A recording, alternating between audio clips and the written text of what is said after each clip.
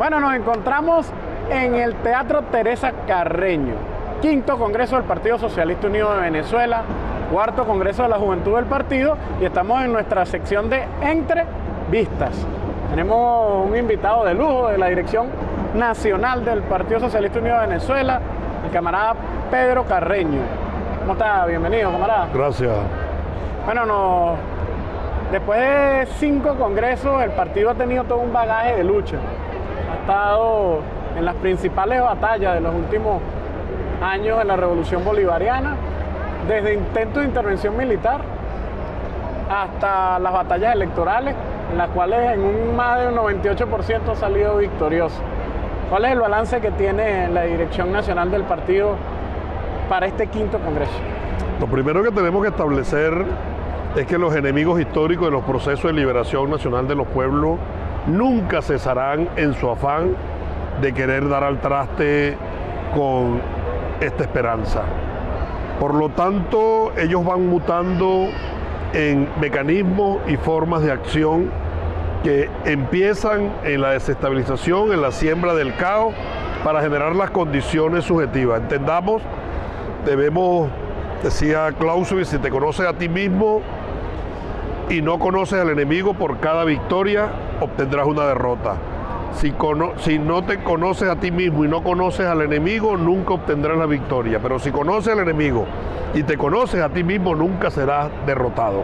Por lo tanto, analizando el enemigo que se opone a esta esperanza, que es el imperialismo, debemos entender que ellos reinan sobre el caos. Por lo tanto, requieren como condición sine qua non para generar las condiciones subjetivas, generar el caos.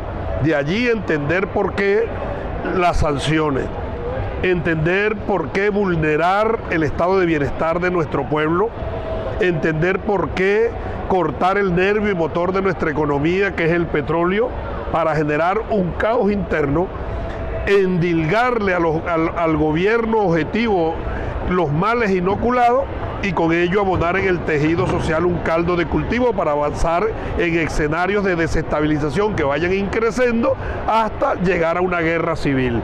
Cuando se llega a la guerra civil, viene entonces el Consejo de Seguridad de Naciones Unidas, pobrecitos los habitantes de ese país, y que piden una resolución para crear un corredor humanitario. Recuerden esta palabra, corredor humanitario. Ya están pidiendo corredor humanitario en Ucrania. Quiere decir que después de un corredor humanitario viene la presencia de los santos castos puros e impolutos, cascos azules Naciones Unidas, que vienen a traer la paz, que vienen a traer alimentos, que vienen a traer medicamentos, que vienen a socorrer a esa pobre población que está sufriendo producto de la guerra, entre comillas, inoculada por ellos, y que allí, en esa acción, se materializa la invasión militar. Entendiendo esto, nos permite entonces ampliar el espectro para saber de la guerra multiforme, por qué van mutando, por qué van avanzando.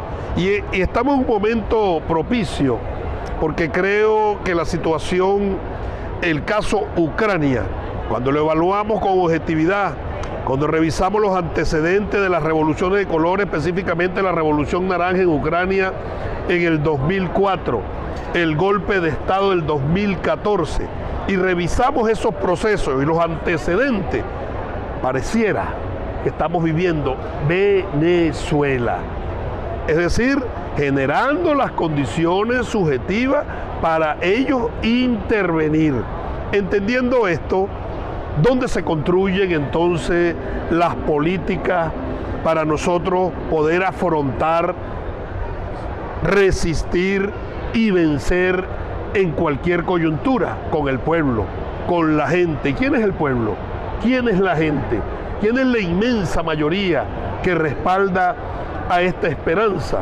¿Dónde se aglutina? En el Partido Socialista Unido de Venezuela. Ahora, eso no es inédito.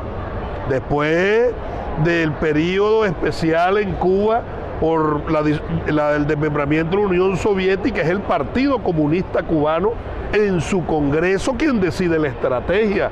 Lo mismo en Vietnam o en China. Es decir, que los partidos son ejes fundamentales, son motores pensantes para avanzar en el rediseño de estrategias y de políticas en función de la coyuntura, pero sobreponerse a ellos y vencer. Por lo tanto, cada vez que hay una situación de conmoción, es el partido quien da respuesta. Si nosotros nos remontamos a la debacle electoral de diciembre del 2015, ¿cuál fue la decisión que tomó el compañero presidente Nicolás Maduro? Convocar a plenarias extraordinarias del tercer Congreso.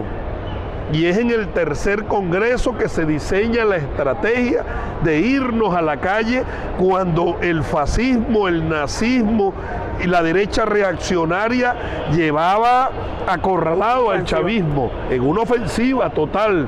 En el 2017, cuando empiezan a tomar la calle, cuando empiezan a quemar seres vivos por tener rostro de pueblo, por tener una camisa roja, por ser chavista declarado, y luego avanzan en la estrategia de la presidencia paralela para decir que hay un caos, que hay un conflicto de poderes. Claro, el diseño, y hago un paréntesis, era el conflicto de poderes en Venezuela. ¿Y en qué terminó? En un poder en conflicto. El poder legislativo en conflicto con el ejecutivo, con el judicial, con el electoral, con el ciudadano y con el poder popular. Es decir, se le cayó la máscara.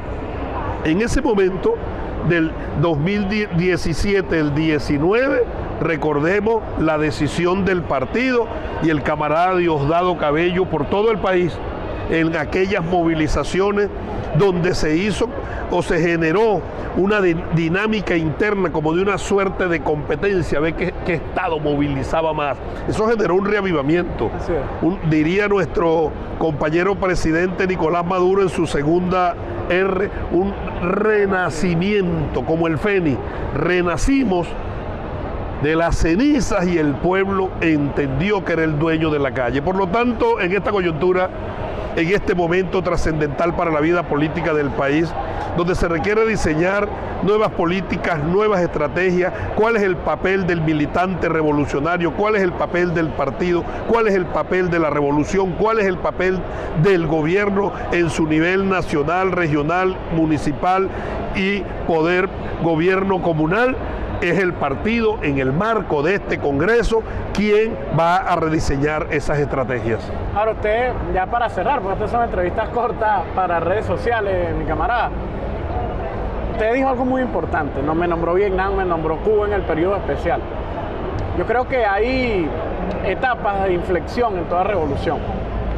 Y precisamente después del periodo especial hubo un congreso del Partido Comunista Cubano que tomaron un conjunto de decisiones que le dieron la posibilidad de sobrevivir el periodo y mantener la revolución cubana. Igualmente sucedió... Sería como la resistencia, ¿no? Correcto.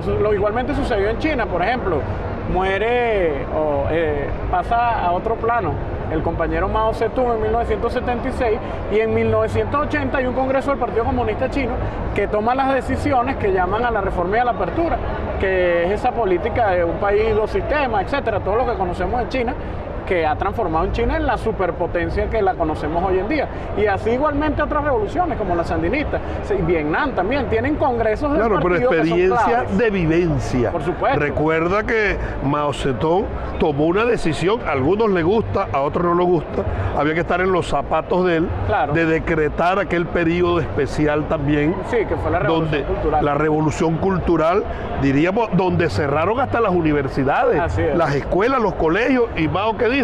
Todo mundo al campo, vamos a sembrar para alimentar al pueblo, era la necesidad coyuntural. Claro, no hay nada más acertado, nadie que tenga más razón que el analista del día después. Claro. Ahora desde aquí pueden criticar a Mao, pero en el momento él tomó su decisión y luego trascender a ese momento de resistencia es el Partido Comunista Chino quien toma la decisión entonces de los dos modelos. Así es. Ahora, entonces, donde quería llegar es que considero, evaluando ese escenario que usted mismo me plantea, que este momento 2022 y este quinto congreso, las decisiones que toma el Congreso del partido son clave para el futuro de la revolución bolivariana y del pueblo venezolano. Entonces, el presidente nos convocó una nueva etapa, donde habla de las 3R.net, la nueva etapa de transición al socialismo. Y bueno, finalmente yo quisiera que me diera un mensaje en víspera de, una vez replegada a la derecha, momentáneamente, porque como usted no dice... Bueno, la derecha es el imperialismo y yo no lo veo replegado. Nos perdamos el foco de quién es el enemigo de esta esperanza. No, por supuesto, por supuesto. Los Pero tontos útiles que en este momento son lacayos y cipayos del imperio. Coincido plenamente. Pero si no, eso es una máquina de moler gente y busca otro. Busca otro. Sí, o sea, ellos nunca van a cesar su guerra. Pero en este momento coyuntural... hasta que le demos la derrota definitiva.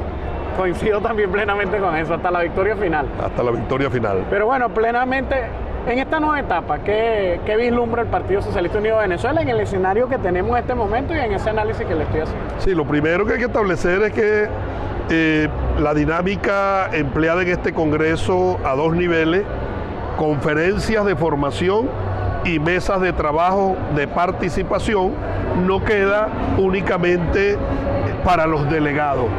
Recuerda que el Congreso es de todo el partido y que los delegados fueron electos por municipio. Lo que quiere decir es que al finalizar esta primera plenaria del Congreso, los delegados y delegadas, con todo el material producto de los debates, tienen que irse a su municipio a reunirse con la VC y de allí es que van a traer las propuestas. El reglamento hago un paréntesis, el reglamento de elección le da tanta fuerza a la participación popular y al poder del pueblo que tiene un artículo que establece que los delegados pueden ser revocados si no cumplen con las tareas para las cuales fueron electos. Para que tú veas que se preserve el empoderamiento popular. Eso es fundamental. Lo otro fundamental es una máxima del libertador Simón Bolívar, quien estableció: las naciones marcharán al término de su grandeza con el mismo paso que camina la educación. Por lo tanto, debemos formarnos, debemos prepararnos. El libertador nos los advirtió, una profecía de más de 200 años: por la ignorancia nos han gobernado más, dominado más que por las armas. Por lo tanto, debemos prepararnos. Y el otro mensaje del mismo libertador Simón Bolívar: talento sin probidad es un azote. En este momento, cuando producto de la coyuntura pareciera ser que los débiles, los falta de doctrina, los falta de formación, de ideología y por ende de compromiso flaquean e incurren en delitos de corrupción, de mulas del narcotráfico, es en este Congreso donde se va a debatir el tema ético para nosotros, dando un paso al frente, presentar una propuesta de reforma, esto es un tubazo, de reforma parcial a los estatutos del partido que le den pie al nacimiento del código de ética del militante pesubista, que será presentado mañana por el compañero Jorge Rodríguez en su ponencia, y luego aguas abajo, después de las mesas, allá en la VC, debatido, discutido, recibidas las propuestas, las acopiaremos, las sistematizaremos y luego las incluiremos en el Código de Ética, porque este Congreso también tiene facultades legislativas. Muchas gracias. Venceremos. Venceremos. Bueno, esto fue su programa Entrevista con el compañero Pedro Carreño y este servidor. Seguimos haciendo entrevistas aquí en el 5º Congreso del Partido Socialista Unido de Venezuela. El tubazo, reforma los estatutos, código de ética. Nos vamos.